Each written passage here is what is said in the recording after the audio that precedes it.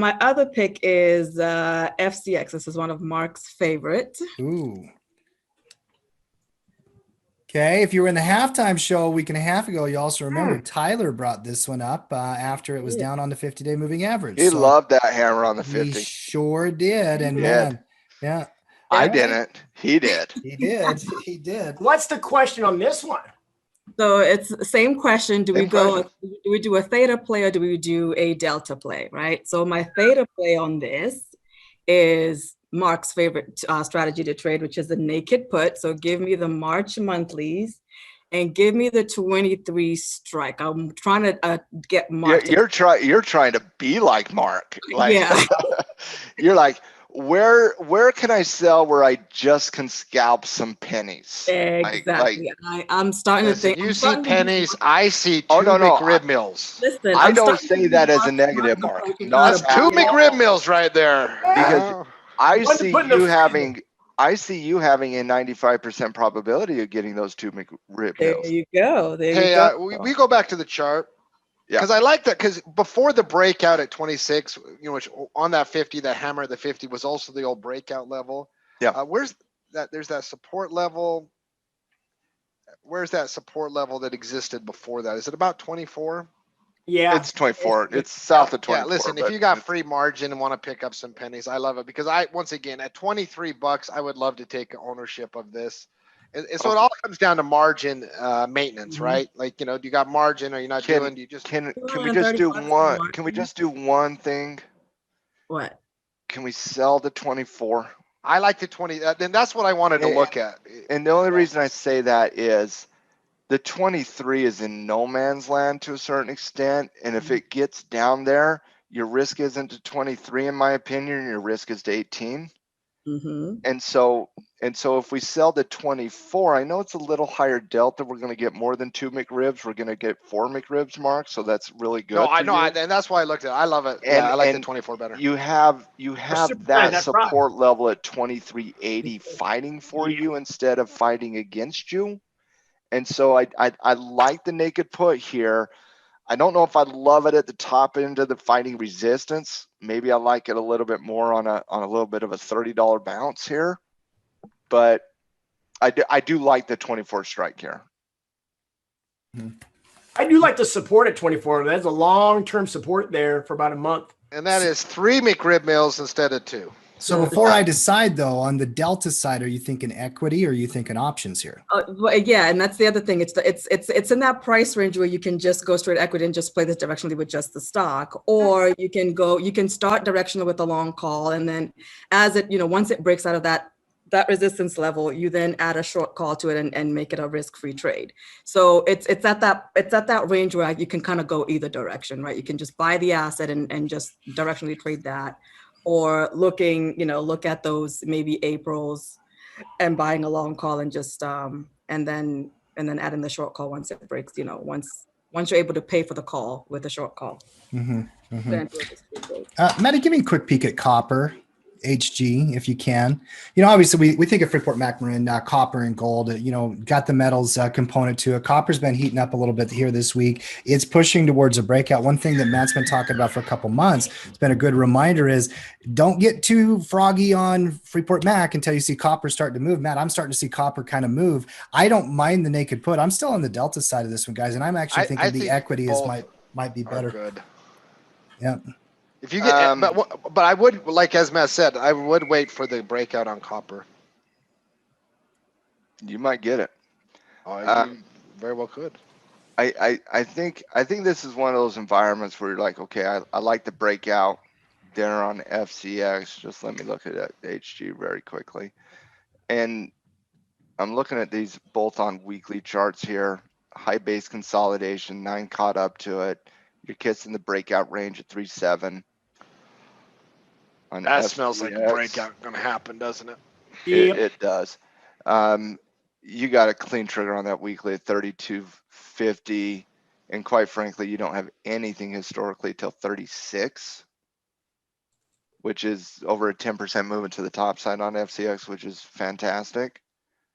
I'm okay with the naked put if you're looking for, if your intention, M, is I want to start covered calls, and FCX is a candidate that I've identified to start covered calls on. Yeah, I sell the naked put at 24, and you sell it next month at 26, and you sell it the next month at 28, and you sell it every single month until it gets put to you, so you can start doing covered calls on it at a low price. I think that's a solid and wonderful game plan. But this thing is setting up for a directional play here, in my opinion. And the trigger above 32.5 with the target of 36 on FCX, you couple that with an HG breakout of 373.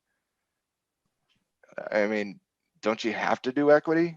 I mean, it doesn't the technicals like say I have to do equity here? Yeah, it does.